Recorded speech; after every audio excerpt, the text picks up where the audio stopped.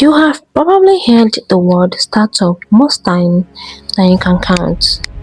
It gets thrown around constantly in business conversations.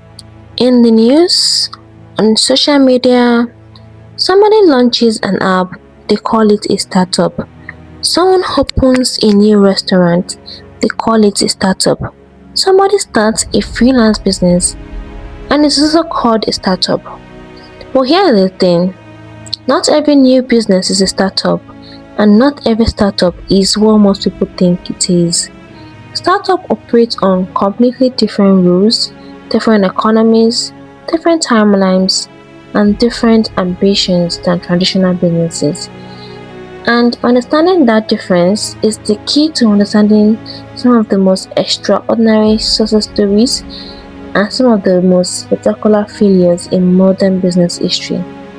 Today on Behind the Numbers, we're breaking down exactly what a startup is, how it differs from a regular business, why startups fail at such alarming rates, and what would make the rare few ones that succeeded so extraordinarily valuable.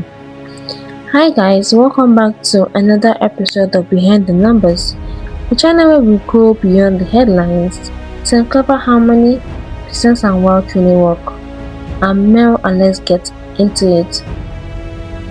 So let's start from defining what a startup actually is, because the word gets misused constantly. A startup is not simply a new business.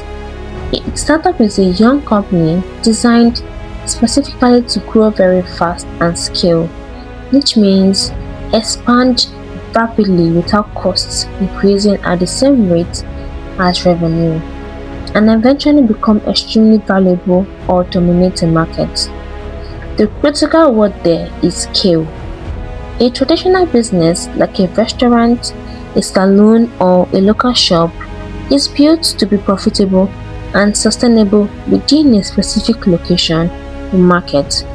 It might grow slowly over time, and that is perfectly fine.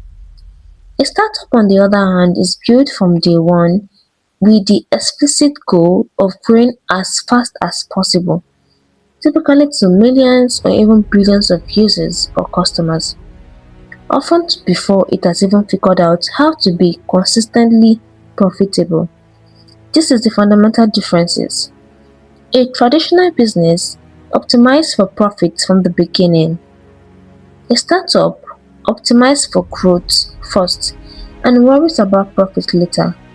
This single difference in philosophy creates different business models, funding strategies, risk profiles, and outcomes.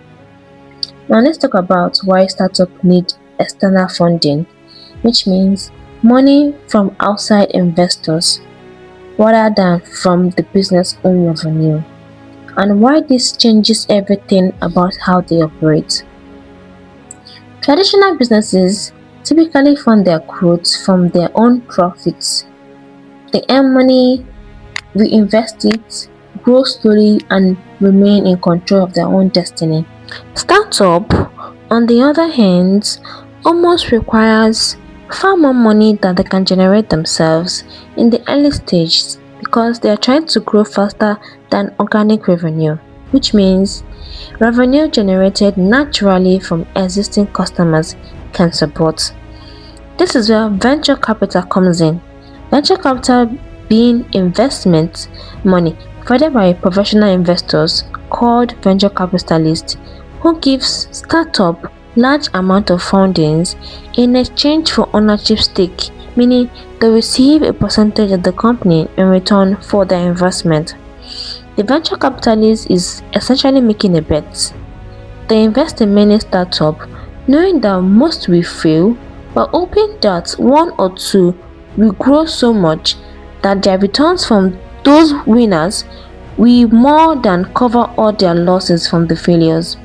This is why venture capitalists are willing to fund companies that have no profits and sometimes no revenue at all, because they're not looking for slow, steady returns. They're looking for the rare companies that grows 10, 50 or 100 times in value. So what is it that makes some startup explode in value Why the vast majority fail? The answer almost always comes down to one concept: product market fit, which means the moment when a startup finds a product or service that can perfectly matches what a large market desperately wants, that growth happens almost automatically. Before achieving product market fit, a startup is essentially guessing, testing different ideas, different features, different target customers, burning through investors' funding while trying to find something that truly resonates and make value. After achieving product market fit, everything changes. Customers start coming on their own, word starts spreading without expensive marketing. Revenue grows faster than cost. Investors rush to fund the next stage of growth. The product market moment is the holy grail of every startup. The differences between a company that struggles and fades and the one that becomes a household name. But finding product market fit is very difficult. Most startups never found it. They run out of money or time, or sometimes both, while still searching. And this is the primary reason why the startup failure rate is so high, not because the founders were incompetent or lazy, but because finding the exact right solution for the exact right market at the exact right time is extraordinarily challenging. Now, let's talk about the startup life cycle. That is, the stages a startup typically goes through from initial idea to either success or failure. The first stage is the idea stage, where a founder identifies a problem they believe exists and then think, that is, make proposals as a theory and solution. At this stage, there's no products, no customers or no revenue, just an idea and a belief. The second stage is the pre-seed and seed stage. This is where the founder builds a basic version of their product, often called a minimum viable product or MVP. I repeat, minimum viable product or MVP, which simply means the simplest possible version of the product that can be tested with real customers and start gathering early users and feedback. Funding at this stage typically comes from the founder themselves, from families and friends, or from early stage investors called angel investors. These are wealthy individuals who invest their personal money into very early stage startup in exchange for ownership stake. The third stage is the growth stage.